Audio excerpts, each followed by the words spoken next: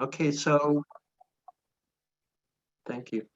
All right, well, just to make sure that to catch up the recording of this general meeting, we're we're in the agenda. We've approved the minute. We've deferred the approval of the minutes until next month, and the chair is giving his report in regards to the activities of the month. Also, I'd like to mention I've been networking with other neighborhood associations in regards to what the challenges and how their neighborhood associations have been working and dealing with the issue of the houselessness, the houseless, and SRV in particular, shelters in particular. And what, in fact, we will have as a guest here in that section of the meeting tonight, the chair of the Arbor Lodge Neighborhood Association. She's just going to give us a nice 5-minute overview of how their neighborhood association has gone about the relationship with the Arbor Lodge shelter that they had created there on, developed there on Killingsworth within their neighborhood. Next month, we're going to have the Portland City Charter Review Committee speaking at our meeting and talking about the fundamental changes to elections of how we elect our commissioners. It ought to be a very interesting meeting, and that'll be in February. So that's kind of just the gist of what I've been doing. I've been awfully busy trying to make sure that we have our voices heard properly in regards to SRV and that we're talking to the right people. So very good. And now Beth Omansky is not here tonight. She had another obligation. She will be submitting her but she has nothing to report at this time for vice chair, and she's also asked if she can submit a report for the public safety committee next month, and I told her that she could. So next up would be Tad Davis, our treasurer, to give us a financial. Could we lower the agenda at this point? Is that unshare your screen? Very good. All right, go ahead, Tad. I'll get that here. Okay. Should be the treasurer's report. We have 3 accounts. In the general funds account, $23.77. In the community events account, $362.28. In land use, $81.81. That makes a total of $447.86. Very good. Thank you. One of these days here in the immediate future, we're going to have to start talking fundraising and how we're going to start planning on any community events especially once Omicron gets over with and we can start to have in-person events again. So I'm looking forward to that, Ted. Okay, let's get into community reports. Equity is first, then transportation is Corin Wallace may not be here tonight. And she is being helped a little bit by Peter Sampson. We've been working on the crosswalk issue, and so maybe Peter and Robin can give us their perspective real quick on that when we get to that point in the agenda. And then, of course, we have the land use committee with Frank and public safety. We're waiting until the report for next month. So go ahead, Will. Okay, equity is a very brief report. What we've been doing, I've been focusing on essentially the Southwest Equity Coalition, particularly the West Portland Town Center, where the Southwest Equity Coalition has been focusing on avoiding displacement of low-income people when the area gets developed and making sure that the town center plan includes equity and support for low-income people. The last meeting of the West Portland Town Center Committee, they got a report back from the Portland Sustainability Committee, excuse me, that the parts of their report that were being used for displacement were being watered down to where essentially what's happening now, it's come back as apparently to what's called inclusionary housing, where a certain number of apartments are put aside for low-income people. So it's been a watering down of the process. Stay tuned to see if we can get it back up. And that's essentially my report. There will be a motion coming up later in the meeting. Wonderful. And I know that you'll be speaking to that motion at that time. That this and that motion will be coming from the equity committee. Very good. Okay, next up, now it would be Corinne normally. I don't think she is here this evening. So I want to open up the unmute.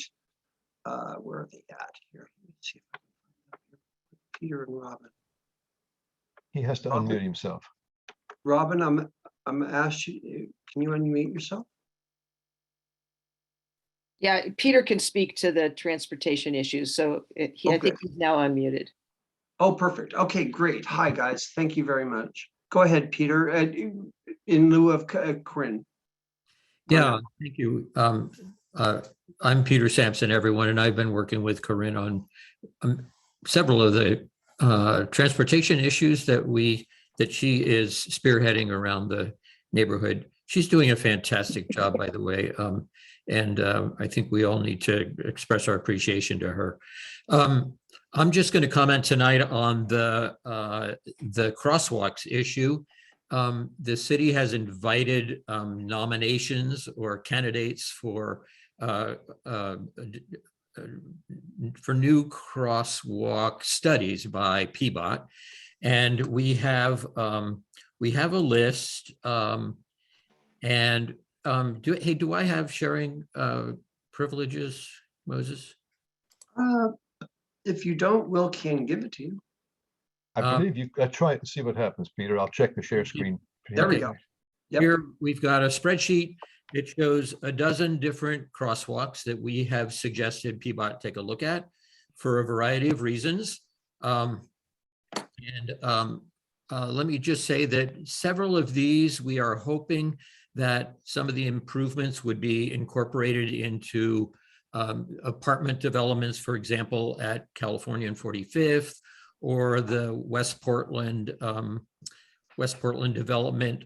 I believe that we get 8 nominations, and so many of these will fall by the wayside if they are incorporated in other projects around the neighborhood.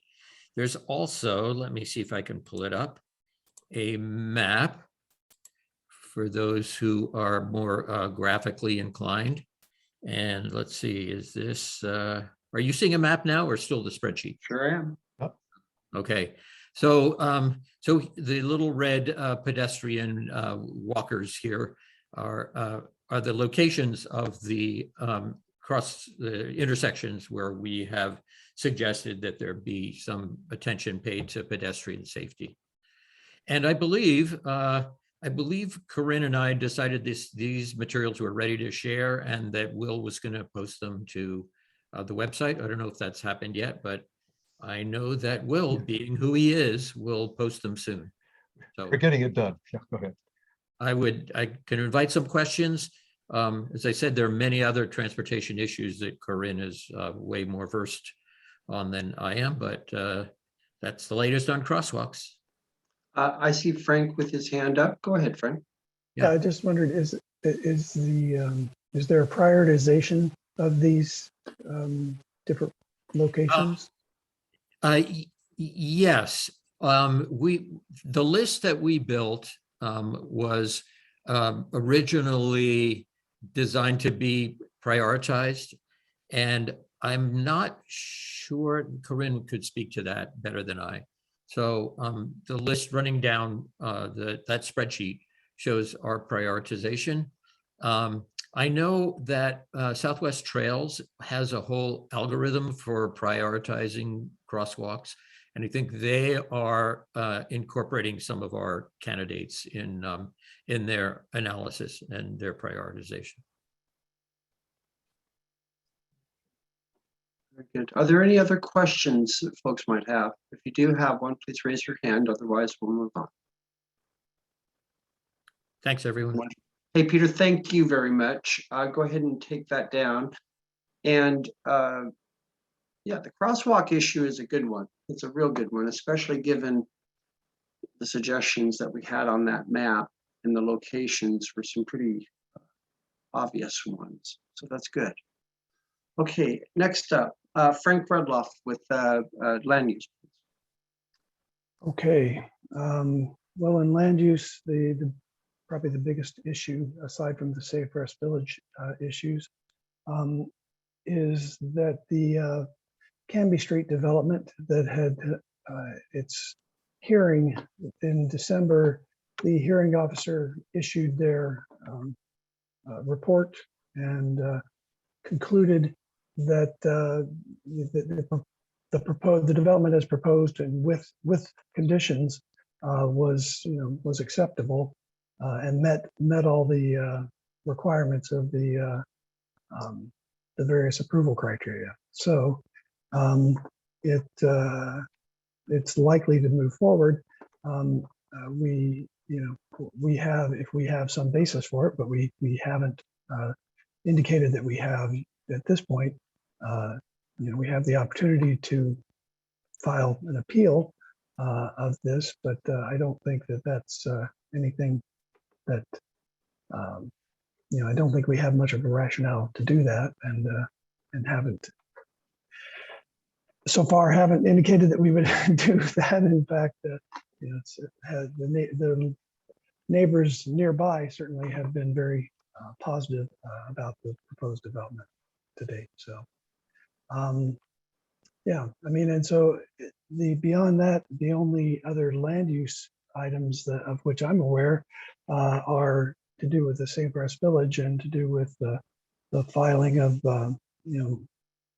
submitting of requests with the city regarding the conditional use review for the proposed development, and then not a resident of Loma Village, but a nearby resident submitted a Freedom of Information Act request that open up at least the awareness that FEMA is currently reviewing the city's proposed development plan for the site, and because they have the authority to do that for the federal government in terms of what the agreement was when the land was transferred to the city from the federal government. So that apparently is in process. We've had no report back from the city regarding any of the things that we've submitted as a neighborhood. So I just posted into the chat a link to an article in the Portland Tribune regarding FEMA reviewing the village, the SRV proposal at Sears Armory. So for your folks to take a look at. And we're going to have some other information later on in the meeting in our discussion about SRV specifically that will give some other information too. But I just wanted to show that because that seemed to relate, Frank, to what we were talking about there about FEMA. All right. Are there any questions for Frank? If so, just go ahead and raise your hand. If not, we'll keep on going. All right. Gosh, I love it when things are moving here. Okay, so next up, I know it's a little bit early, but let's see. I think I saw Sharon Keast on there. Sharon, hello. Is Leah also here yet by chance? Hi, Moses. Nice to see everyone. I'm Sharon Keast from the Office of Civic Life, and Leah will be here in a minute. We were just in another neighborhood association meeting, and they had a really awesome presentation from Peabody about swim, and Leah wanted to just hang on to that presentation as much as she could. So I just texted her and said, we're on now. So she'll be in the meeting any minute. But very good. If you want, we can start. Oh, well, let's talk. I know that you wanted to talk, wanted to focus a little bit. You and Leah wanted to focus on the grant program, but let's talk a little bit, Sharon, about the new role that you have. I mean, many of us remember you from your previous role, but now you're in a new role. So tell us about that. Yeah, thanks. So I used to work at Southwest Neighborhood Think, providing technology and communications support to the neighborhood associations in Southwest. And that's pretty much what I'm doing now for the city, working for Civic Life, doing the same type of support. but I have a partner, Leah Fisher, who will join us in a minute. And she is previously, is she here now? You see her? Yeah. Oh, okay, I'll let her introduce herself because she's really an awesome partner and I'm really happy to be working with her. Thanks, Sharon. Leah, go ahead and unmute yourself, Leah, and introduce yourself. Great. Well, thanks. Nice to be here today and see everyone. Yes, super excited to be working with Sharon and learning from her. And I feel like we make a really good team. So I am new to Civic Life, but I come from working at Southeast Uplift, which is a district coalition in Southeast Portland. And I worked there for 5 years, providing liaison services, so neighborhood support services to our community organizations, individuals, and neighborhood associations in Southeast. I also managed our land use and transportation program. And then before I started at the city, I was working as the interim executive director for about a year. So super excited to apply all of that experience and knowledge in Southwest and get to know the Southwest community better.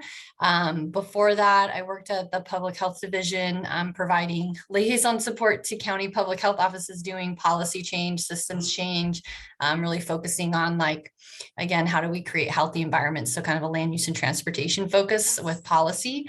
And so really come from a background of organizational management, policy, advocacy, and communications. And so really happy to be here supporting all of you and the great work that you're doing in your community. Well, I do know, Leah, that I was very appreciative of some of the suggestions that you made to me in regards to how to go about the discussion about SRV. I was appreciative of that, and I've tried to apply some of those as far as making sure that folks are heard properly, and we take actionable items with that action steps. We're admittedly, as you know, we are in a bit of a flux period right now, but the services that the Civic Life is providing are still there and can be tapped into. Share with us a little bit about those. All right, I'll give it a start, and then Sharon, please let me know when I forget something. So we are still kind of building a framework for Southwest community. So neighborhood associations, other volunteer-led groups, individuals that come to the city needing help related to capacity building, leadership development. And so I guess I think about, like, the different topics that we provide support around, and it's really anything related to helping community come together and do community building, civic engagement, get more folks involved in city decision making, helping people understand and navigate city systems. Land use and transportation is really weaved into that, because that involves a lot of having to understand how those decisions are made, and it obviously affects livability and safety. And so those are all also themes. I'll say, over the last 3 to 5 years, diversity, equity, inclusion have been topics that have been brought into that, recognizing, that certain folks have been able to access government and been part of city decision making more than others. And so how do we bring more folks in that have historically not been served by coalition offices, by the city of Portland, in our communities? And so that's definitely a topic area that Sharon and I and Civic Life will be providing technical assistance and support around. And communications also really important, right? If you're doing outreach and engagement, how do you connect with your neighbors in a way that's going to bring them in and get them interested? What types of events is your group hosting that, again, is bringing community in, creating those connections, encouraging folks to get involved in other efforts in their community. I would say, you all know this, but obviously talking with a lot of neighborhood associations over time, typically the board volunteer doesn't come in like, oh, I'm going to be a board member, but they might help sorry, my daughter's in the background. They might help plan a picnic, and then they're part of the picnic, and they're like, hey, you know what, I think I could also help this, neighborhood association board do some other awesome events. And so we can help you kind of talk through, like, how do you get more folks participating? What are good ways of reaching out and sharing opportunities with your community? And so those are the kinds of categories or like topics that we can support on. And then the ways that in which we can share that information can be really, more formal, like trainings. And those trainings can be coming from Sharon and myself, or we can potentially bring in a trainer. Or it can be just one-on-one conversations or emails, or if we're seeing there's a need around a certain topic, we can create a resource toolkit that's available to a lot of folks. A good example is we are working on a election packet that will be shared out.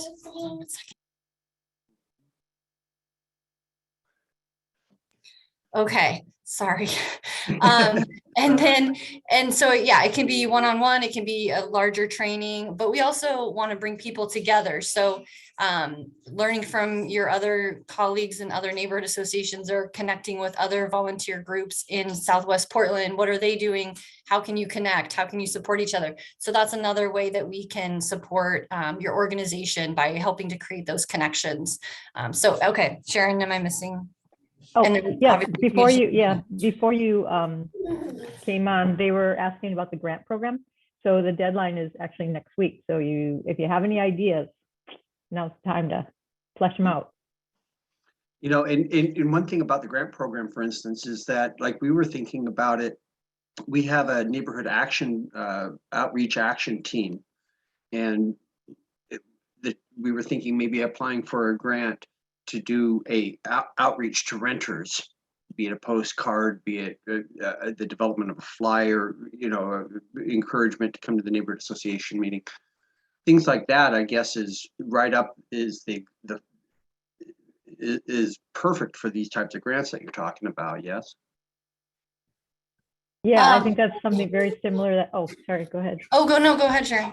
I was just talking with Jackie Phillips from Homestead. I think they're reaching out to their renters too. They have a lot of renters that, it's a good percentage of their neighborhood, but they really struggle with getting the renters engaged. So yeah, they're working on a 2-year program, I think, to get renters more engaged in their neighborhood. That's solid. And I'll say this, one thing that the SRV project has begun to teach me is for the need to network with the other neighborhood associations to find out what their best practices are, what they're doing, and how they're going about it. So, right, the networking between neighborhood associations is really great, because the Maplewood Neighborhood Association, Hayhurst Neighborhood Association, and a neighborhood association in Beaverton are all working together on the Alpenrose Dairy development. Because they're all, that's kind of a regional thing to those 3 neighborhoods. And they, they even crossed city boundary and formed a coalition with a neighborhood from Beaverton. So it is really important to work on those micro issues they're big issues, but with a micro coalition. You don't need all the neighborhoods of Southwest Portland. Yeah. And it's interesting too, the Alpenrose one, that just perked my ears up, because if we can affect the outcome of what happens to that Alpenrose property, and my view, conserve it, save it from development, that'd be kind of cool. That'd be good. Or maybe, I don't know, I'm sure that group of that coalition that you're referring to, the groups are putting everything on the table for it. Yeah, and that's something we can support, and help you form those coalitions. They're working on some sort of agreement between the 3 groups, because one of the groups has a 501c3 status and will serve as the fiscal sponsor for any fundraising they do. So there's some issues they need to work out ahead of time to get agreement on how things are going to work. So it's really exciting. Wonderful. And I will add, Moses, on the renter flyer engagement. And I also talked with Jackie a little bit about this. just make sure you're revisiting the purpose of the small grant. So to increase the number of people who are involved and engaged in the communities, obviously the intent of a flyer would be to invite more people, but it doesn't necessarily guarantee that more people would be engaged. So one thing that I encourage Jackie to do is kind of develop, even if it's not super detailed at this time, but just an overall engagement strategy, and then identify areas where you might need funding for a flyer as part of a larger strategy, or moving towards, leadership development and creating, a couple board positions for renters. So that'll make, and we can talk about this offline too, but that'll make your application a little bit stronger than just saying, oh, we're going to send out a flyer to renters in the neighborhood, because it doesn't, neighborhood association boundary, because it doesn't necessarily like guarantee that folks will show up because they received, a postcard, but that's a good start. That's part of a larger strategy. So, And what I'm hearing too is to kind of think long-term with any kind of a strategy. Yeah. As far as laying the seed work and such. I wanted to, if I may, I know that we are in a unique situation right now when it comes to fiscal sponsorship programs. That's not going to get in the way of us applying for a grant, is it? you do need to either be a 501c3 or be fiscally sponsored by a 501c3 to apply for a grant. And unfortunately, that can't be Southwest Neighborhoods Incorporated or Sweeney at this time because of the financial relationship that does not exist between Civic Life and Sweeney. Yep. I appreciate you taking this issue, taking that head on. I think we need to, I'm hoping there's workarounds. Yeah, I mean, we recognize it puts a lot of folks into a rough situation. And so we are at Civic Life there. We're trying to identify other potential fiscal sponsors. Obviously, we can't force any organization to fiscally sponsor groups, but we're trying to identify. So at least, we could say, hey, these are other organizations that do fiscal sponsorship that could be a good fiscal sponsory for your neighborhood association if you need it. We're also working on how we can get funding out the door. Obviously, there's more barriers being at the city. And so we're hoping to get a community activities fund. So similar like East Portland, they do a CAF funding, and those funds don't have to go through a fiscally sponsored entity. And so that's something we're hoping will help to reduce barriers to getting some funding out the door as well. But for the small grants, unfortunately, it does have to be through a 501c3, or if you know a business that's currently registered with the city of Portland and LLC, that happens in some instances. It's according to my colleague who has been doing the grants program for a long time. It's not as common, and same with government entities. That's also possible, but not as common. So I can get more information if you feel like that's an avenue, but I would recommend brainstorming a fiscal sponsor, and I can try to again talk with you offline if you have thoughts about that. And yeah. What's interesting, just a quick observation, is that it does, the situation does kind of force us to get creative. And perhaps that is a good thing in the opportunity to develop cooperative partnerships with other folks. So I appreciate you speaking to it head on. I've got two people asking questions here, and then at the top of the hour, we're going to move to the SRV topic, and it's 7:54 right now. Okay, so Will, your hand is up first. Okay, just very briefly, addressing the organized plan for outreach, that definitely is part of what the outreach team is doing. We have a variety of activities. This is a supplementary sort of activity. What we found is getting together with neighborhoods, with apartment buildings in the neighborhood, is face-to-face contact. We've done it with the neighborhood, the Multnomah apartment built complex. There's a lot of activity there. And actually right now, 3 out of our board members are renters. So we're actually, leadership is walking the talk. But I appreciate your feedback, and we'll look forward to cooperating with you in future projects. Right, yeah, well, if it's already happening, or if you know what works, then the grant is, I mean, it's even a little more feasible to pull a grant together by Monday evening, which is when it's due. And you can just fund the activities you're already doing. So if you have renter engagement activities where you're needing funding support for that, or if you're wanting to host a community event like a picnic and you're really wanting to make sure that you're putting in that extra effort to invite folks in from those different buildings that you're talking about, you can incorporate that. And then, yeah, I have a lot of other ideas I'm happy to talk with you all at another time about.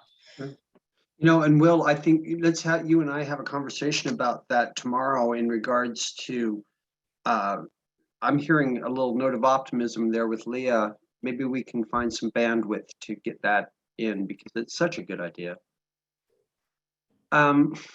Let's go to Mr. Frank Rudloff, please. Yeah, I just wanted to say, I think that, again, a little less than a year ago, but maybe last spring, we did have some conversations with Neighborhood House as a potential fiscal sponsor. And I think they'd be open to, picking those kind of discussions up again. We decided at that point that we would continue to, work with Sweeney. But, in this context, and not only as a fiscal sponsor, but as a, partner in, doing work as the neighborhood association. It seems like Neighborhood House is an obvious, connection to develop. The other thing is that I'm pretty sure that Maplewood has gotten their 501c3 designation, and they might be another entity who would be willing to partner with us. So Definitely. You have a lot of options in Multnomah. You have Meals on Wheels, Neighborhood House. I mean, you have a food bank, or you used to. Do you still have a food bank there? Oh, yeah. Yeah. So, and you have a lot of businesses. So there's options. That's good. That's really good. Peter, did you have a question, sir? Yeah, this is Peter. Leah, Sharon, thank you so much for joining us tonight. A few mechanical questions. What's the dollar range of the grants? The dollar range is $2,000 up to $4,900. Up to 4,900. Okay.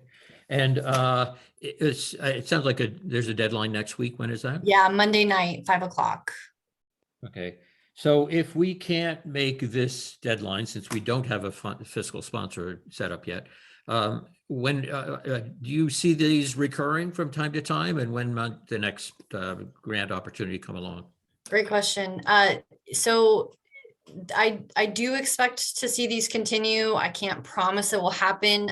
The city of Portland funds coalition area, like coalition offices, coalition services, and then they say, and also we're going to go ahead and fund the small grants program, but it's a separate kind of add-on. So it's always kind of on the chopping block, and definitely one of the first to go with budget cuts. But also it's an incredibly popular program with the community. And so, and also with the coalition offices, I mean, I know at Southeast Uplift, we loved it. It was a great tool for connecting with communities and building capacity. So we always advocated for it. So I can't promise. I feel pretty confident that it's going to get approved for the next year, because we're not in a bad fiscal situation. But just an FYI for all of you to know, that's if the more you can advocate and support that small grants program, the more likely it'll continue on year after year. So I will say next year, the small grants program will probably, it'll come out earlier than it did this year. This year, obviously, Sharon and I just got hired in November, so it was a little bit of a tight time frame. I think, I'm trying to recall. It'll come out late fall, I would guess, next year. So yeah, I mean, that'll be here before we know it, of course. So if you don't make it this year, definitely let's get together and talk about ideas for the future, because the purpose always stays the same. It's been the same for years and years. One more question, please. And this one I realize may not have as simple an answer, but we have somewhere around 2,800 residences in the neighborhood, households, and about 7,000 residents. And can CCL or the larger city help us identify the addresses that we want to reach if we were to do a blanket mailing? Or do we have to consult the post office, or Yeah. where do we get the prospect list? Yeah, I mean, Sharon and I, we need to, Bureau of Development Services, we believe, has a mailing list that they can share. I personally, working at Southeast Uplift, had never utilized BDS for that. We always worked with the post office, which also can do that, but BDS, if available, is the better option because it would be free, whereas the post office, it's part of a package that they offer, and it can be expensive if you're not a 501c3. But yeah, so we believe, yes, so we'll be in touch, and I think it's possible through BDS. Thanks so much for being here, you guys. Yeah.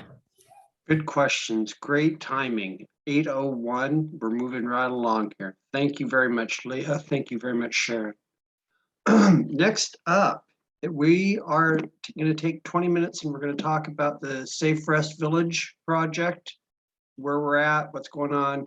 Also, I want to have a discussion and introduce to you the chair of the Arbor Lodge Neighborhood Association here in Portland, Andrea Matthews. Andrea, I see you're on the line. Go ahead and unmute and say hello. Hi, everybody. I'm Andrea Matthews, actually. Andrea, thank you for clarifying that, Andrea. Yes, and I am the chair of the Arbor Lodge Neighborhood Association, and I also am the shelter project manager for Joint Office of Homeless Services too. So I just started working there in September. So y'all, yeah, start working great there. to be here. Thanks for having me. Looks like you've got a lot of people, which is pretty exciting.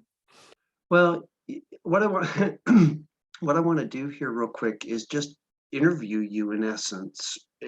Take a few moments and just talk to you about the similar challenge that you had in Arbor Lodge, and what steps that you all took. Can you give us the 3-minute history lesson?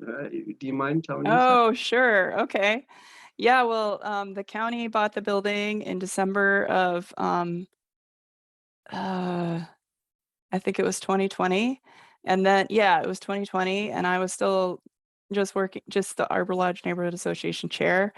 And we didn't know they were going to buy it. And so we gathered, I don't want to go, you're giving me 3 minutes. I could take a long time. So we had You can have 5. We sent a bunch of questions to the county and the city and had them respond to those. We had a meeting with them. They responded to those. Then they put up an FAQ, which is still online, about the shelter. And so, I also had things like, oh, that needs to be simpler. It's too much to read. People aren't going to get it. So they did simplify it. Then they didn't have the money to start doing the design until July. So I followed up with them in July and I was like, what's going on? You said you're gonna have the money now. Where are we at with design? So then we had a big meeting with Arbor Lodge Neighborhood Association and Kenton Neighborhood Association. And we asked more questions. They told us what their plans were. We learned that it was going to be an interim shelter until, while they're doing the design, and then it would become a long-term shelter eventually. And then had another meeting a week later with just Arbor Lodge Neighborhood Association, where we had happened to have Tina Kotek at our meeting, and she let us know that we were also going to have tiny shelters on our site too. Everyone's like, yay! And then by that time I had been working at the Joint Office for 1 week. So that was, and I was working on that project, the Arbor Lodge Neighborhood Association, or Arbor Lodge Shelter too. So I was like, oh wow, okay, so we're gonna turn this into a shelter and put tiny shelters on there too. So then since then we've been having focus group meetings. I personally went and talked to each of the neighbors that were right around the site to see what their thoughts were, if there was stuff we could do to support them. And or if they had any thoughts about it that they wanted to share, any questions. And so it was amazing because every person we talked to was like, yay, there's going to be a shelter here. Wow, that's great. This building has been empty for so long. And it just looks really bad. And so we're happy to have something going in. So that was surprising and awesome too. So since then, yeah, we've been having focus group meetings. I invited all those people, the neighbors, to be on the focus group. And we've been having focus group meetings every 6 weeks so that people around the neighbors can give feedback on the design of the shelter. So that's kind of the quick rundown. Let me That was- know. Thank you. That was very well done. You Oh know, yeah, I forgot to tell you that the county did send out postcards to people within, I think it was a 1/4 mile radius, or maybe it was a 1/2 mile radius, to let them know what was going on after they had already bought it and what they're talking about, what they're planning to do. Another thing that we're doing is we're updating the FAQ every month right before the Canton Neighborhood Association meeting, and we try to have somebody from the provider at the Canton Neighborhood Association meeting and at the Arbor Lodge Neighborhood Association meeting every month so that we can ask them questions. now we're at an interesting point right now where we're at the very beginning of all of this, similar to where you were back in March. You know, a very similar pathway has been taken. Kind of just told us about it with about an hour heads up, and we've been able to gather the comments and the questions from residents, and tomorrow we'll be able to submit them to the city, kind of like what you did. Do Cool. you have any, and so that's where we're at. They don't have a provider for that, the management provider yet, so they haven't gotten to the joint offices role yet. Mhm. Gosh, I don't even, so that's where we're at. Yeah, Do they you- didn't have a provider either when they started. So we found that out a little bit later. Mhm. Yeah, but so. I guess what I would ask, and I will open this up for a little bit of Q&A from folks, if you don't mind, Andrea. I wanted to, do you have any thoughts, any suggestions that from your experience with this ahead of us a year on how we can go about this, or what we can do, what can be done? I think it's great to get all your questions answered. I'm glad you're gathering those together. That's the same thing we did. And we kind of broke them up into categories so that they could answer the things and be ready for those questions. And then we did have a little bit of time for us to ask them more questions as they came up. So I think that's great. It's great for everybody to know like what to expect. Nobody likes a surprise. Amen. Yeah. And how is your neighborhood association relationship with with the city at this point then?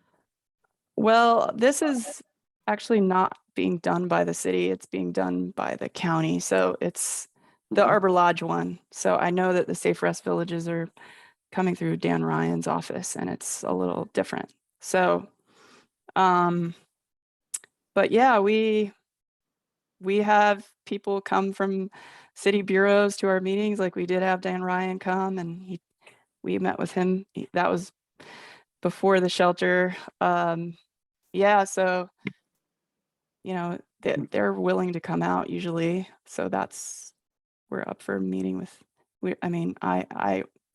I ask my neighbors what they on the neighborhood association who they want to have, and so I ask for that. But yeah, there's definitely a lot of concerns from neighbors on both sides. From some neighbors who are concerned about their property values and trash, and then there's neighbors who also are like seeing all the folks out on I-5 living out there and wanting to see them have a place to go. So, so yeah, there's neighbors. I mean, I'm not sure what your question is actually like, what is our Actually- relationship with, is that it? Is like, what do we, Actually, what are absolutely. people's opinions? I guess a little bit of both, and I'm glad that you addressed it the way you did, because right now we're at that point because of the lack of information about the project and being at the very beginning of this project, folks have questions. And Yep. and on process, on how this is going to, where this goes from here, the future, et cetera, et cetera. So Yeah. so that's been our challenge. And I guess I didn't mean to put you on the spot by asking how's your relationship with the city, but I guess what I was trying to ascertain is you're further along in the process with Mhm. it, and we're at the very beginning of it. Any thoughts on any tips or suggestions on how we can continue to collaborate with? Like work with the city? Is that what you're Yeah. asking? Yeah. Any suggestions? Um, Are there any city bureaus you're like more concerned about than others, or are you mostly concerned about like working with Dan Ryan's team on the SRV or?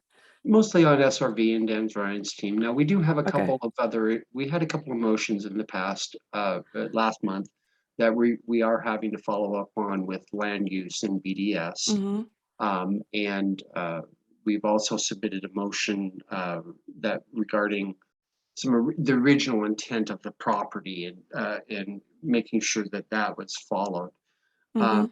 But with those, I see parallel paths. Those are going down one path, and while at the same time we still have the issue of it happening on the other Mhm. path. So we have to make sure that we're doing it Yeah, well, right. Mhm. that's interesting. I don't know exactly what that looks like.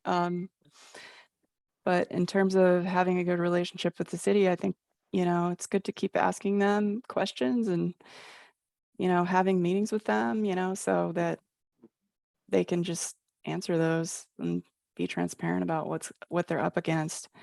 So, yeah, Good. nice. Did somebody else it looks like somebody wanted to ask me a question too. Did anybody else have any questions? Oh, yes, there was Robin. Okay, go ahead, Robin. You'll have to unmute yourself. It's a quick question with an easy answer. Who's the provider at Arbor Lodge of the shelter? It's Do Good Multnomah. Thank you. That's all. Okay. Okay, wonderful. Is that a concern that people have about who the provider is? Yeah, exactly, because once again, we don't know. Mhm. Frank, I see your hand up, Frank.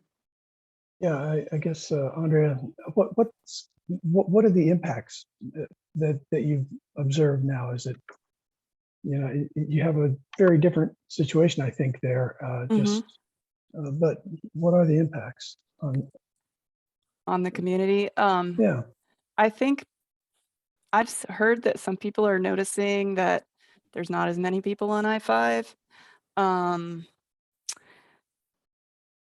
I haven't heard any complaints. I mean, actually, well, there's like one complaint about a person where, seeing someone go into a shelter from a tent. We had a tent at our site like before it opened, and then it went away. I don't know why. I think we had a tent across the street, and now I don't see it anymore. I don't know why that's not there. People have been really positive though. People are pretty happy that there's this service being provided in our neighborhood from what I've heard. So, yeah, and we're doing our best to keep it in a good state and be responsive to questions. I mean, people call me directly and ask me questions, and I'm just like, I'll just tell them whatever's going on. So, Right.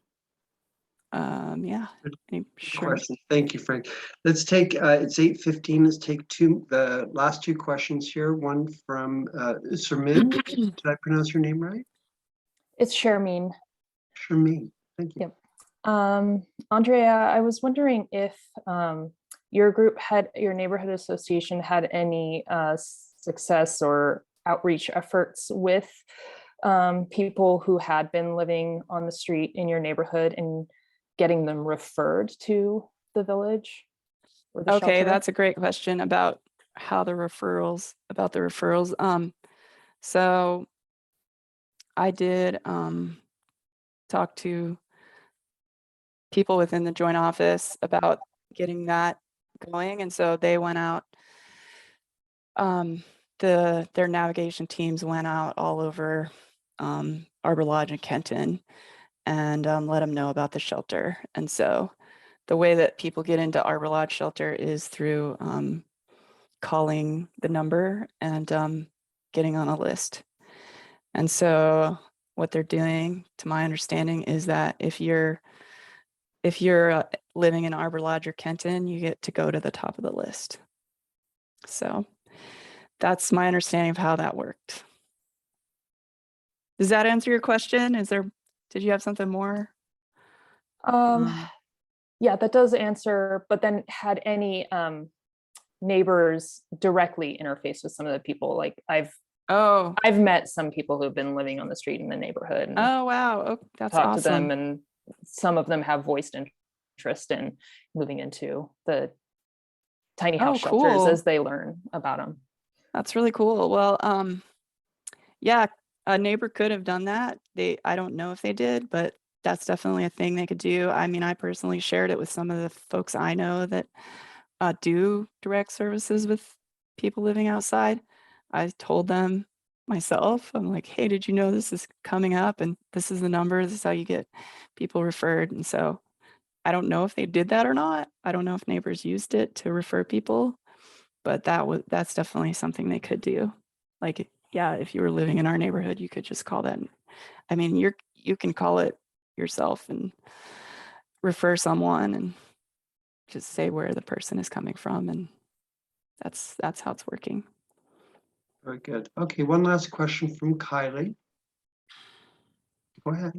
Okay, hi. So you probably don't know this, but a lot of people know that the property is, this year's property is actually adjoining my property.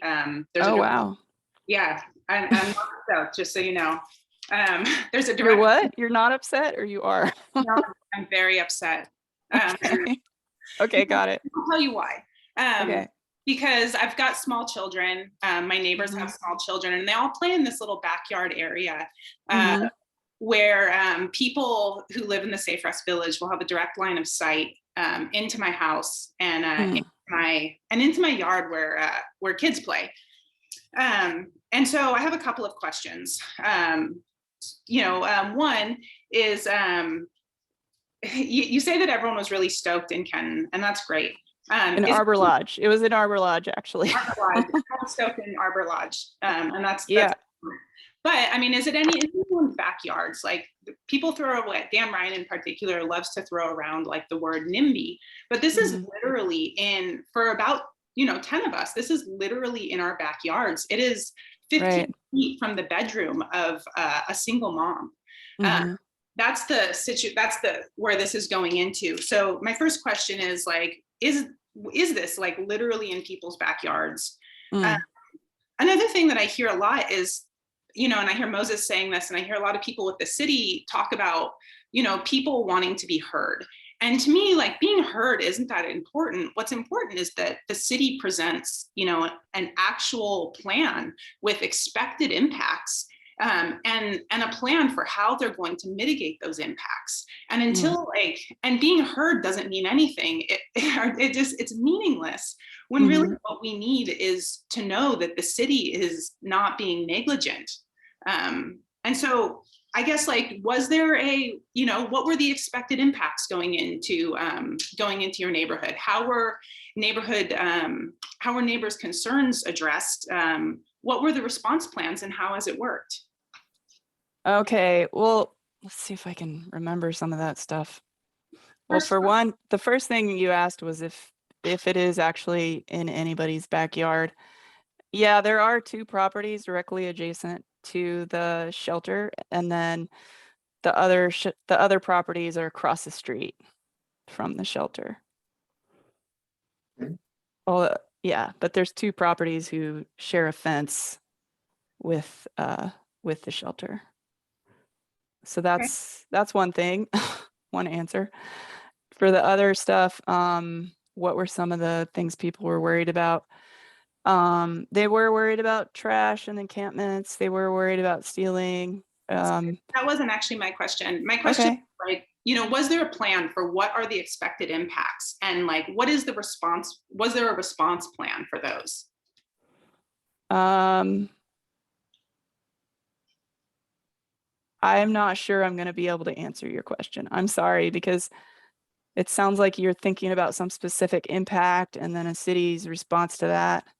Yeah, that's exactly it. That's exactly it. I think that, yeah, what are the expected impacts of a project and how does the city plan to respond to them? Or, in your case, it would be the county, like what were the expected impacts and expected responses? Yeah, I think that, well, I don't think we ask the question in the same way you are, so I can't really directly answer it. I'm sorry. I mean, maybe, do you have an expected impact and you want a response to it? Oh, no. Well, I mean, honestly, like my expectation is that the city does due diligence. And part of that, like any developer who was putting in, a 40 to 60 unit development would be expected to, talk about traffic impacts, to talk about quality of life impacts, all of these things that the city, I think as well, should also be addressing. Because I mean, for the person, for example, who's 15 feet from the expected site, like how can they mitigate the noise or, like all of those things are. Well, I think those are great questions. I think it's worth it for you to ask that and get them answered. We were definitely concerned about the fact that people might be crossing the street and getting hit by cars because of the weird intersection that we have right there. Sorry, I just didn't think of it the way you are. So I think it's awesome that you're coming up with these impacts and that way people can really address them. I mean, it'd be more awesome if the city came up with these impacts and did a proper study. Yeah. Okay. Yeah, I'm sure it would be. So it's great that you're here, that you care and you want to bring this up and have it be presented and have it change. I think that's great. Yeah, that's awesome. What we will do here is as I thank you for answering that and thank you for asking that, Kylie. That's all. That would be certainly part of the questions that we submit to the city and that we'll have answers for by the 27th. But good. Thanks. I appreciate you sharing that. Frank and Sherman, I'm really getting close on time. I have 2 minutes. So I'll go ahead and ask your question, Sherman. Yeah, I don't want to take over your whole meeting. Yeah. Oh, it's a good you have a big one. I appreciate it. Yes. I just wanted to add that using the new city code for outdoor shelters would be a good framework for finding to be writing down these questions about the impact, specifically like setbacks, screening, etc. So that the new city code on outdoor shelters, that would be the place to look for getting a framework of making a list of questions. Very good. All righty, thank you.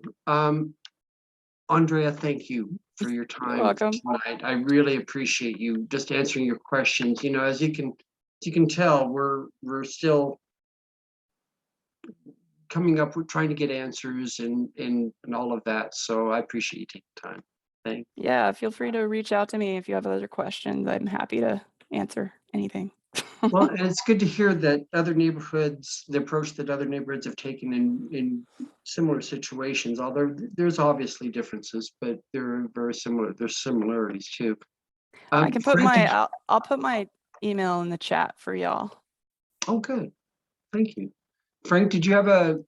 Yeah, I mean, just real quick. I mean, if, Andrea, I mean, it'd be useful, I think, if our neighborhood association, if we could set up a tour of that facility, or if you are aware of others that Doing Good Multnomah is involved with. Do Good Multnomah, you're interested in that? Yeah, there's the St. John's Village is one that they've done, and then Yeah, Arbor Lodge Shelter, and then Is there's that some, something you can arrange, or who should we contact to arrange that? can I get back to you on that?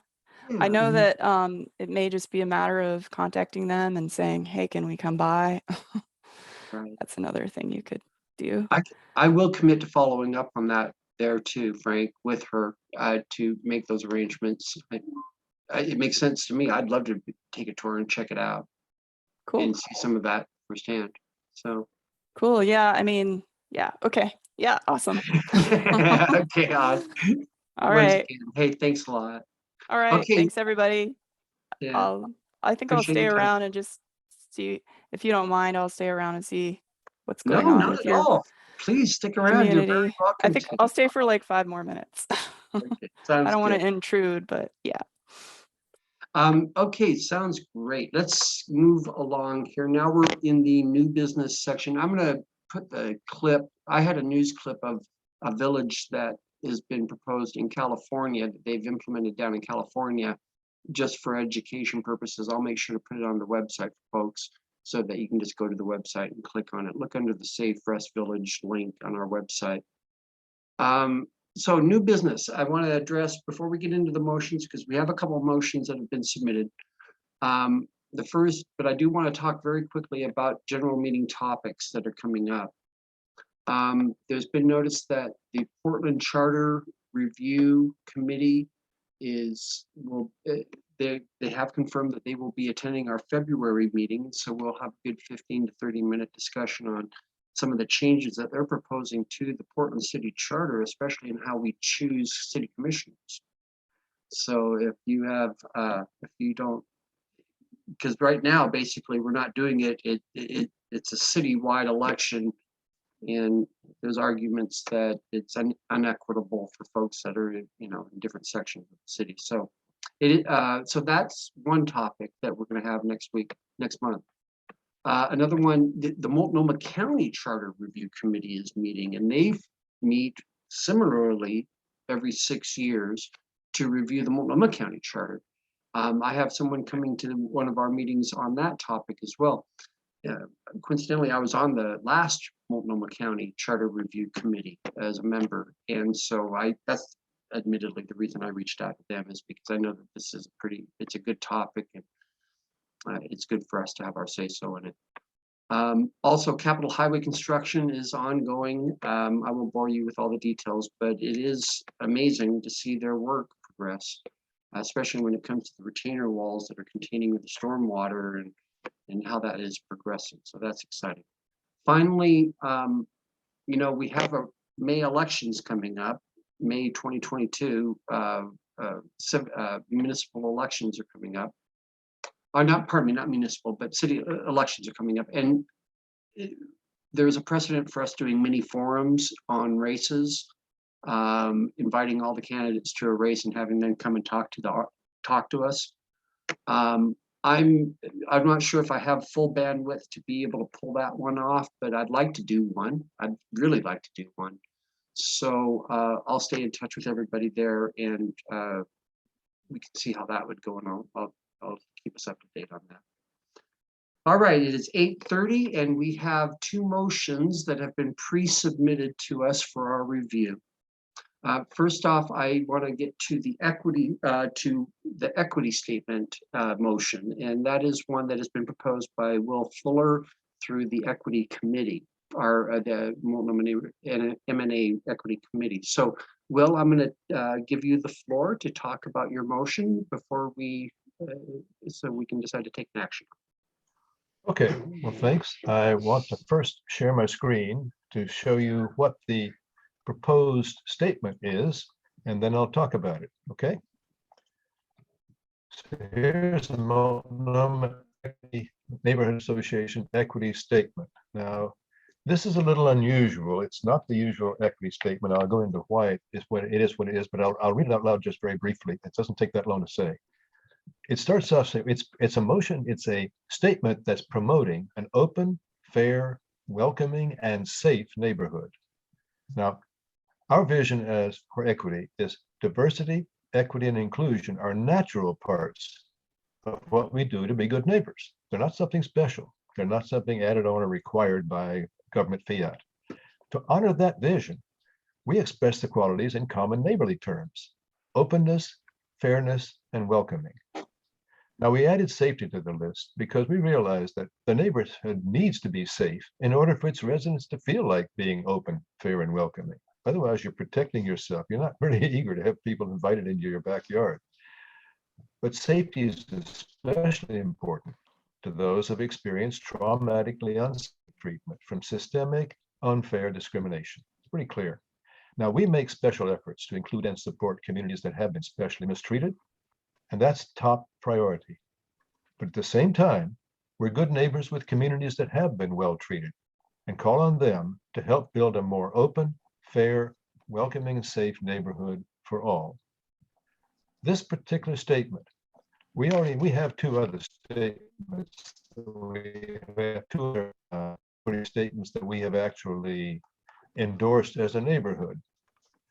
The Sweeney Southwest Neighborhoods Equity Best Practices Statement was adopted, and a Sweeney Racial Equity Policy. Both of those, if anyone wants to look at them, are on the Multnomah Neighborhood webpage, the equity subpage, and you can take a look. Now, this statement is designed to be used alongside these other two, reframing equity in a new way that relates them to our ongoing work as a neighborhood association. It declares that equity is a natural part of what we do already to be good neighbors, not something unusual added on. It broadens the focus of our equity lens to see everyone, not just racial communities or other victims of special injustice. It honors the positive outlooks of equity work, eyes on the prize. That's the basic framework. So I'm introducing that we move that the Multnomah Neighborhood Association adopt that equity statement, promoting an open, fair, welcoming, and safe neighborhood. And I'd invite a second.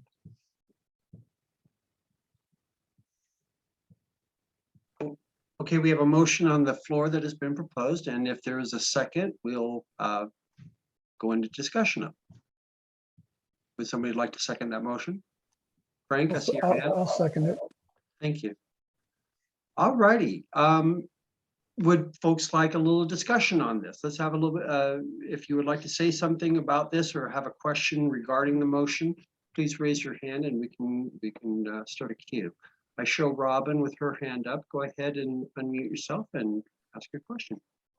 Yeah, Will, I guess I'm not quite sure what the intent is of this new statement. Is it to say that we,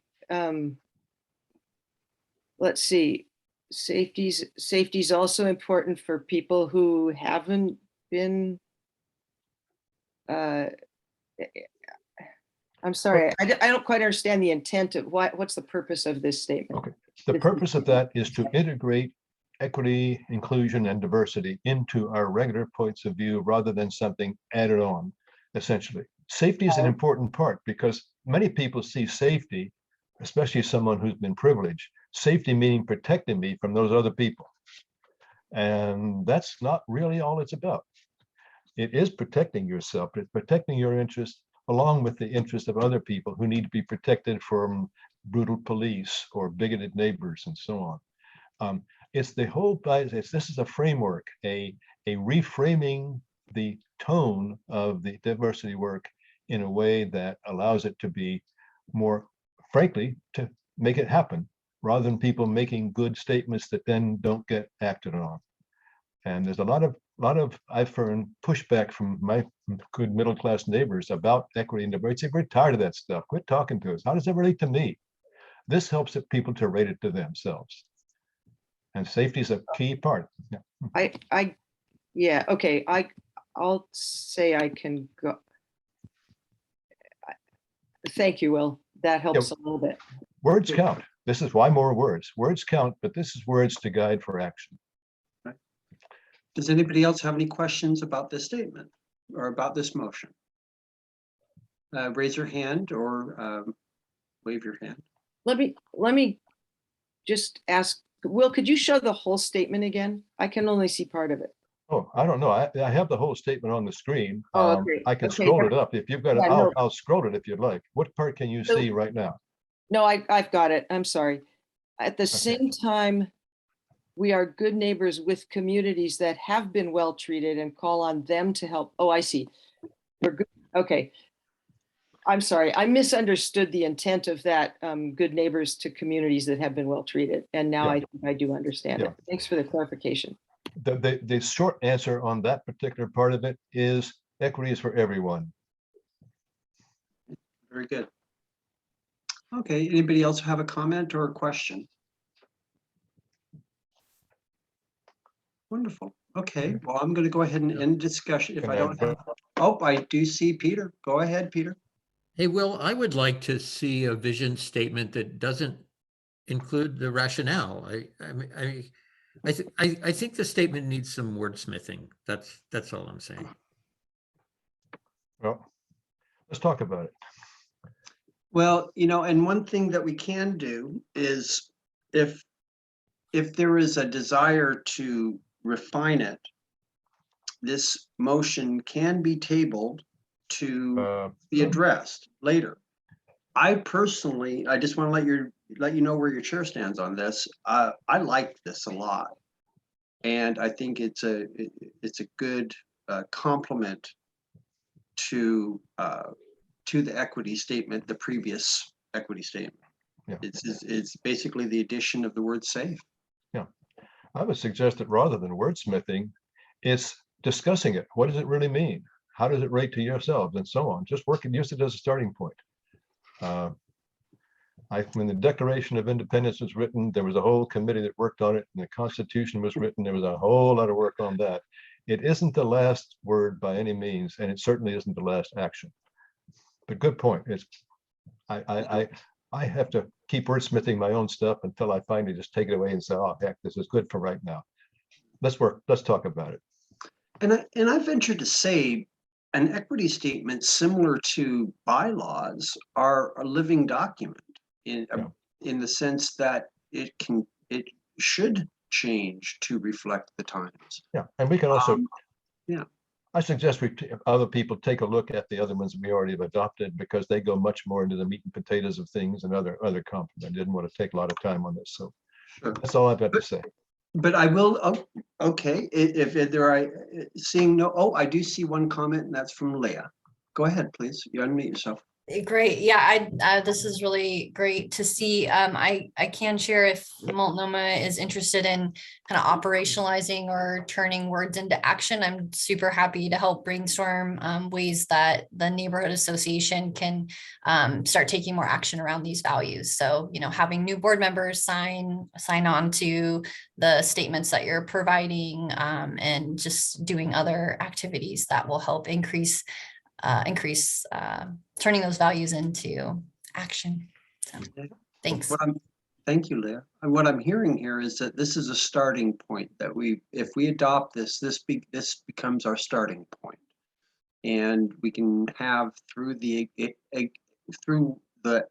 equity committee an ongoing discussion to refine it. But we do have to start somewhere. And that's what I do like about this motion. So personally, seeing no other discussion, I'd like to go ahead and move to a vote. And now we're going to take advantage of the credentialing that we previously did. We have I showed 29 participants on the call. So Will, actually I better do it because it's your motion. Yeah. If you're in favor of the equity statement motion that Will has made, please raise your hand. Understanding that we do need to take into account the M2s, but this will at least get us started. So if you would like to vote in favor of adopting this motion, please raise your hand now.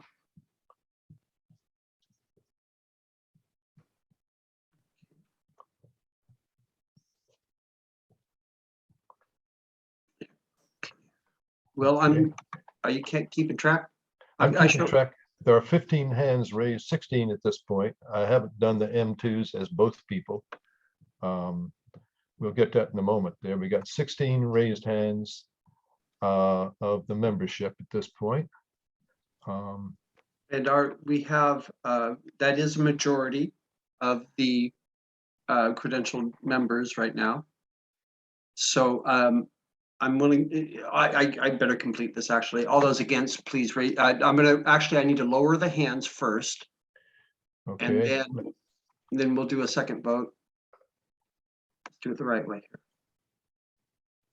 Okay, okay, hands are lowered. okay, now we're going to take a vote on those that do not want to pass this motion. And if that's the case, please raise your hand. Your reasoning is your reasoning, but if you do not want to pass it, please raise your hand. Oh, okay, I'm seeing I'm not seeing a no vote here. Well, abstaining? Do you want anybody? Oh, of course. Anybody want to abstain with their vote for the record? Very good. I will be pleased to put in the record that we have unanimously approved the motion for the revised equity statement that Will has proposed out of his committee. Thank you very much, folks. Thank you very much. On to action. Excellent. Okay, next up on the new motions, we have a motion that was submitted by Jim Peterson. Will, can you pull that and post that, screen share it? And then Jim, you're very welcome to unmute yourself and talk about your motion.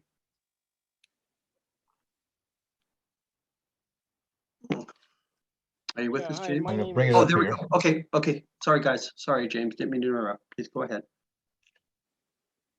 Are you posting a motion, Will?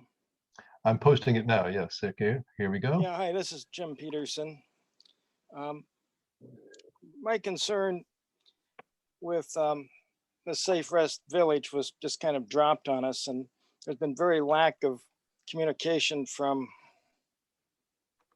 Ryan's office when anyone asks a question. And even the code questions haven't really been addressed. So I have great concerns that these little metal boxes are not the best way to house the homeless. And I think that a facility that Helping Hands created at the old Wapato jail which gives full services and inside facilities and plumbing and heated spaces and full-time staff to transform the homeless into their next phase of life would be a much preferable and better use of these funds. So my motion is that I move that the M&A send a letter to Commissioner Dan Ryan requesting that the funding for the proposed Safe Rest Village on the Sears Armory property be reallocated as a grant to Helping Hands to expand services at the Bybee Lakes Hope Center. The homeless, instead of being relocated to temporary inhumane metal boxes, should go to a facility with full services that they desperately need to enhance their quality of life. This letter would be mailed within 7 days. A copy of the notice, the copy of the letter should be sent to Mayor Wheeler and the other city commissioners. The M&A letter should be taken to the Sweeney board for endorsement and a like letter. Very good. Thank you, Jim. Please stick around so that we can have some opportunity for discussion. Let's get into discussion of this motion. Actually, I should say, pardon me, I should ask for a second for Jim's motion. Is there someone that will second the motion that that Mr. Peterson has proposed? I'd second the motion. Okay, we have a second. Wonderful. Thank you, Kevin. Okay, so let's get into some discussion. Does anyone have questions about the motion for the person that made it? I do, but I have lost my screen. This is Will. Yes, we can hear you, Will. Okay, I have a question. Right now you're sharing the screen of the motion, so we're all Yes. watching the motion. I got you. Okay, that's why I was speaking behind the screen, if you will. I read this, I said, okay, I can see the concerns about having the Safe Rest Village here in Multnomah. And it's a very good legitimate concern, and we need to discuss it more carefully. But this doesn't quite say that to me. I looked at it, it says it's saying that the money that would have gone to this Safe Rest Village should go to a wholly different program. And as I understand it, the city's money doesn't go with the location, it goes with the village. So effectively it's saying you don't want 6 villages, you want 5, and put the 6th into another program entirely. And that ties their hands for taking their 6th Safe Rest Village and putting it somewhere more appropriate than Multnomah. So I think it doesn't really address the issue of the Safe Rest Village at Sears. That's already being addressed. So I'd say this is not the appropriate motion, and but we do need to discuss what's happening right here in River Village. Hey, Jim, wait a second, please. Is there anyone that would like to talk in favor of the motion? Because obviously Will is not in favor of the motion, and that's his prerogative. Is there anyone that would like to speak in favor of it before I call on the maker of the motion? Okay, very good. Jim, go ahead. Well, my response is I'm not asking for the other 5 to be eliminated. I'm only asking for the funds of this particular Safe Rest Village to be reallocated to a different program, which would better fund and serve the homeless in a more humane way. Very good. Okay, I do have someone now that has risen their hand. I have 2 people that have risen their hands. Frank, you're first. Yeah, I mean, I don't understand really.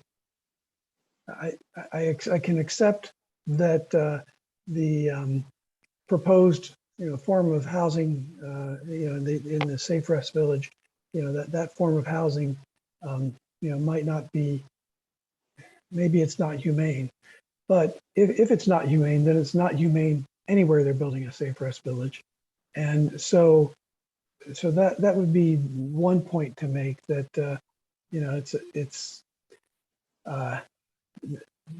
it would say that all, I think to Will's point, maybe it would say that all Safe Rest Village proposals with the tiny house proposition are inhumane. I don't, from what I've read, I don't know that I think that's necessarily the case, but I do think that it's certainly not the standard of housing that we as a society really should aspire to. And it certainly shouldn't be understood as anything more than a temporary situation for the people who are housed there. And so I guess I get a little bit lost in the connecting these two things, that shifting money from one investment to a different investment. It might be something we could recommend as a neighborhood association, but I don't, I have a hard time sort of taking the whole proposal on as it's written. Very good.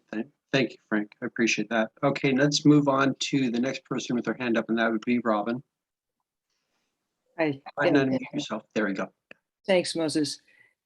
Yeah, the Bybee Lakes Hope Center is an entirely different kind of program from the Safe Rest Villages. It serves a different population in a different way. To me, this is the kind of proposal that would be great for individuals to send to Dan Ryan and the other commissioners. I've sent various thoughts to them myself, but it's not really something for our neighborhood association to support. In my opinion, the city needs every single possible thing it can put together to help the people who are living on the streets. And it isn't our neighborhoods association's place to tell the city to take their money somewhere else. If a letter is sent saying this from the Multnomah Neighborhood Association, I cannot support it. Thank you, Robin. Very good. I appreciate your comments. Next up, Sherman. Gosh, I hope I'm pronouncing your name right. I'm sorry. It's Shermeen. Shermeen. Yes. Shermeen. I would like to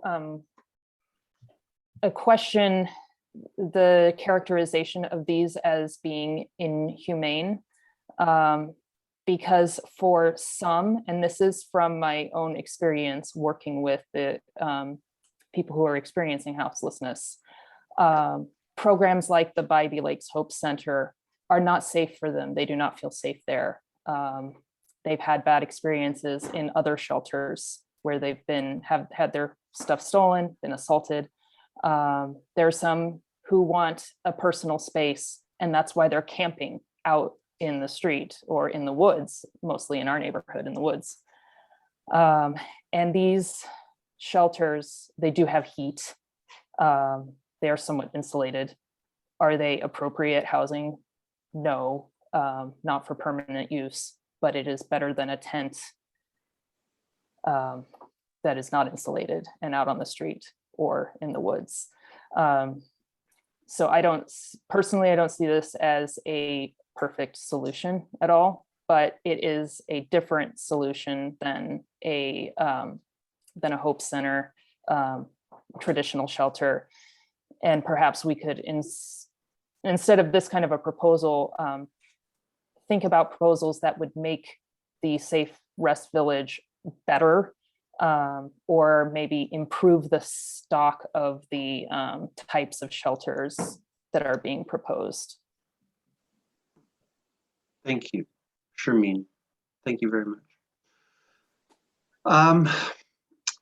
Let's go forward with this motion and have a vote. We're going to use the same process that we just did. The raising of hands, we're going to take a total of 3, yes, no, and abstain. Okay. So in regards to the motion made by Mr. Peterson, that's on our screen right now. If you are in favor of this motion, please raise your hand so we can count your vote.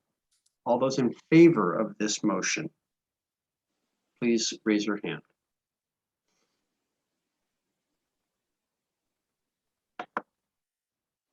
Okay. And Will is getting a count together. And it's 5, 4, 3, 2, 1. Okay, these are the votes in favor of this motion. Will? Got a total for me? I show a total of 9 hands that have been raised. And actually, I take that back, not 9, because there are M2s here.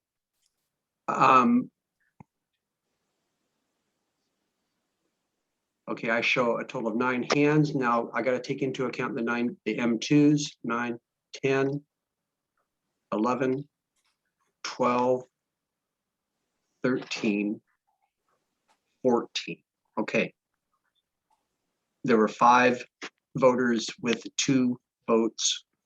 So we have a total of 14 in favor. Now I'm going to put everybody's hands down.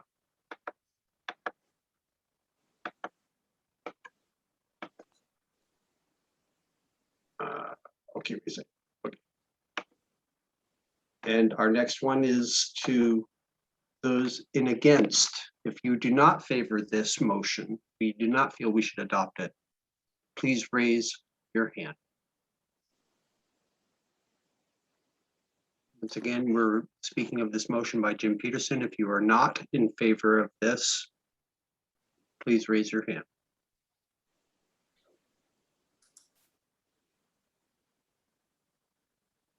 And given the tightness of this,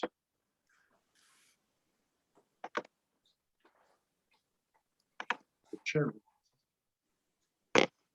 Okay, so I've got 10 hands raised, or actually 5, 4, 3, 2, 1. Okay, I show 10 hands raised. Now there's combos. 10, 11, 12. So 10, 11, 12. I show a total of 12 votes against adopting it. Are there any, now I'm going to lower hands.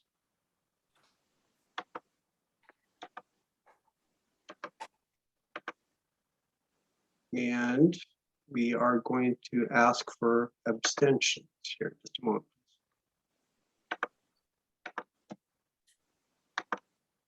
Okay, finally, is anybody that would anyone like to abstain a vote on this measure for the record and not vote on this?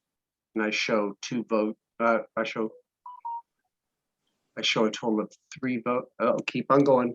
I'll close it here in 5, 4, 3, 2, 1. I show a total of 2 votes plus an extra for an M2, so that's a total of 3 votes abstaining. Oh, wait a second, I also show someone that hit wrong one. Okay, point is, Will, are you on the call still, Will? Yes, I am. Okay. Okay. I'm muted myself. Okay, where are we at? I think the yeses won this, yes? Well, as Tad is still on the call as a parliamentarian, but my understanding is that abstentions don't count. It's the majority of people who vote. Correct, So correct. 14, Well, we had 14 to 50 13. Right. We could try a revote. I wasn't clear about the number of M2s. My screen was all fooey, so I couldn't count them fully. Can we have a recount? This is so close. I'd like to have a recount. Hang in there with me, folks. I know that we just went through this, and I'm sure that we will duplicate the results if everything goes. Yeah. Okay. All right. So we're going to do this one more time. All right. And this is the motion that Mr. Peterson has proposed in regards to the funding being redirected to Bybee Creek. We've heard the pros, we've heard the cons. There's a hand raised. There's a hand raised. Is that a comment? Robin Schaffler. Here, wait a sec. Robin, did you have a point of order or? I just wanted to, I just want to ask, I guess it is a point of order. Those of us who do not support this, so some letter will go out to the city saying that the whole Multnomah Neighborhood Association agrees with this letter. I don't agree with it. What's my recourse as somebody who doesn't agree that this letter should be sent to the city? Well, it's all in the kind of the wording. I mean, the wording in the letter, I mean, there is a precedent for a minority statement. If a motion or something that was voted upon by the membership felt that a minority statement was appropriate. Moses, may I interrupt? Yeah, go ahead. We got a message from Leah Fisher saying, according to ONI standards, there is the potential for a minority statement to be issued along with the vote. There you go. There you go. And so rather than a recount, since it's so close, but also if we recount after an argument against, we should have an argument in favor to balance out the discussion.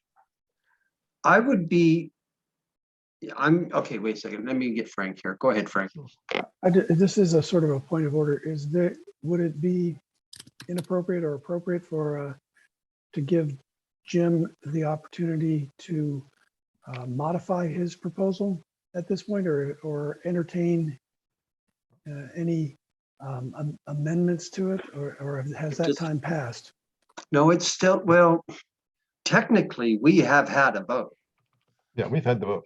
Yeah, I mean, if we are re-examining this, I mean, the issue that we're talking about now is whether a minority statement is warranted. Well, I asked for a recount. The question whether is a recount appropriate is close enough. I don't want to take a lot of time on it. We can go with it. It's clearly a divided house. It is a divided house here. I think a very good solution to this, given the closeness of it, I mean, we've got 2 options. We can either do a revote and live with the results of the revote, or we could go forward with what we just had and include a minority report within that. If there's concerns if there's any concerns about the vote totals here, I think we should do a recount, a revote. Okay. We'll just take a few seconds. All right, you know what? Let's make sure that we have no ambiguity here, folks. I'd rather us be safe than sorry on this one, okay? Because it's an important motion. It's a very important motion. And I want to give James the respect, the respect that it's due for this motion. Okay, so long story short, let's do this again. And what we're doing now is we're raising hands if you are in favor of the motion.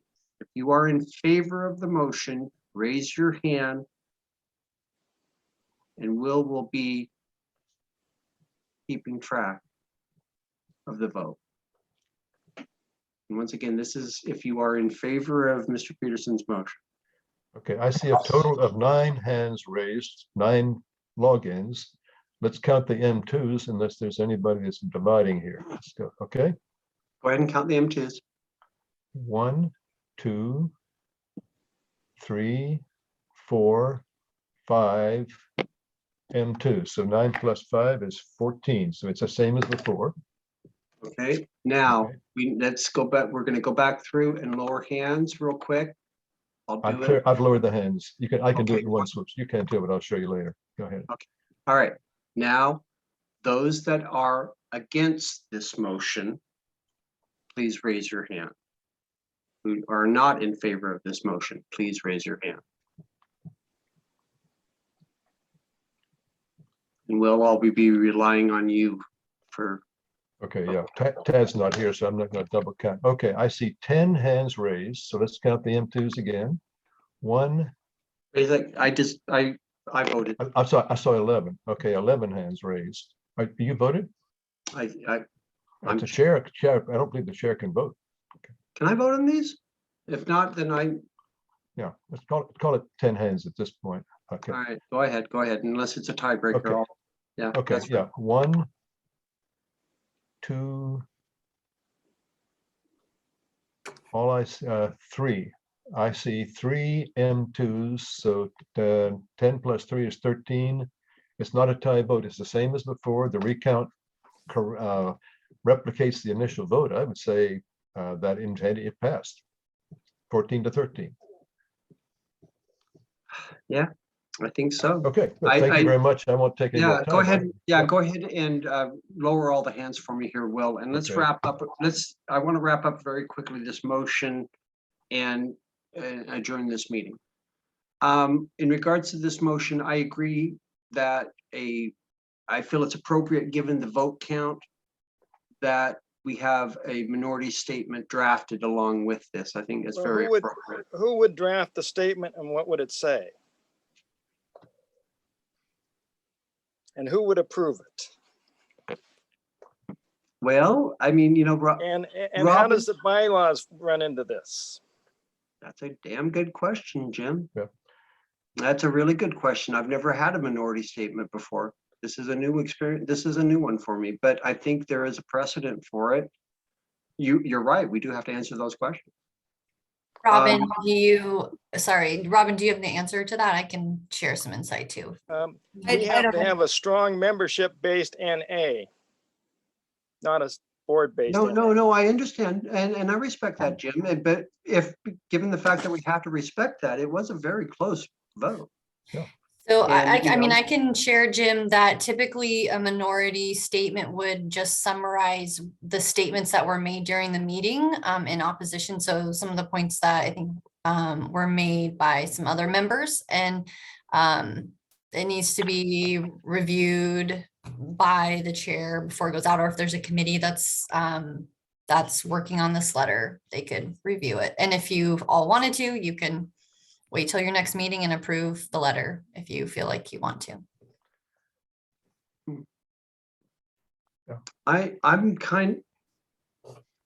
May I recommend then, given that advice, and Robin, I'd be happy to work with you on this, that that statement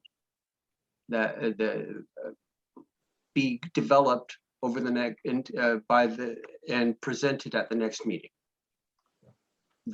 So that would give opportunity to be vetted and get approved by the board before we present it back to the general membership for final approval. It's not a motion in that sense. It would just be strictly that kind of an opposition statement. And yeah. Let's not The take much. motion required it to be mailed in 7 days. We can still go forward with the actions that the motion have asked. Yeah. Yeah. Okay, Robin. Yeah. May I speak? Yes, I'm Robin. happy to, I'll just write my own letter to the city councilors. It's fine. The neighborhood association took a vote and that's the vote. If somebody, if Sharmeen or Moses or someone else wants to work on a statement we could send it together just as interested neighbors. I don't want to get into a bunch of parliamentary stuff about this. The motion carried, send the letter and I'll speak for myself. I will say this, I will say, Robin, I was kind of intrigued by the whole idea of this statement, and I wouldn't mind exploring it, but I appreciate you, but I appreciate where you're coming from in offering that. Thank you. 2 questions, and then let's wrap this meeting up. Sharmeen, your hand is up. Since this meeting has been recorded, could we include the statements made by those in opposition just as they were recorded? Yeah, Good. seems to me very a logical way to develop that. Yeah. Okay. Thank you. We'll get back to you on that. Frank, final thoughts, Frank. I'm being chewed on by my dog here. Sorry. Will the letter include the vote count? Is that part of what is conveyed? I don't think we need to do a vote count, but boy, maybe. The minutes will have a vote count. The minutes will have a vote count. A simple majority of the membership passed the following Okay. motion. Yeah, sure, that's fine. Words to that effect. And in fairness, I know you get the letter, but I voted against it. I'm willing to let the voice of the people go and present it to the city as written. This is what we do. Yeah. As am I, but as I say, I'm just very intrigued by that the whole concept of that opposition statement and whether or not It's just a minority statement. It's not. Minority, doesn't always have to pardon be me. an opposition statement, No, but no, I think that's a good plan. Just review the recording, pretty much, just state some of the minority opinions. You don't have to do a vote count in the letter. It is coming from the neighborhood association, which is, the participants of the neighborhood association. And if other community members have other perspectives that they want to share, they can write letters as well. Yeah, that's fair. Okay, sounds good. I'll follow up on this with everyone. And Jim, I'll be in touch with you about the motion over the next day or two. And I'll make sure the duly noted that the motion says the letter has to be sent off within a certain time frame and also to Sweden. So we'll make sure it does. Thank you very much. Thank you. Okay, folks, I think we took care of our business for the month here. And look at the time. It's only, do I hear a second for adjournment? Robin, Jim. I second vote motion to adjourn. Amen. All right, your chair is determined that it's time to adjourn. Thank you folks for very much for participating and being a part of the neighborhood. Thank you. Recording ending. Good stuff.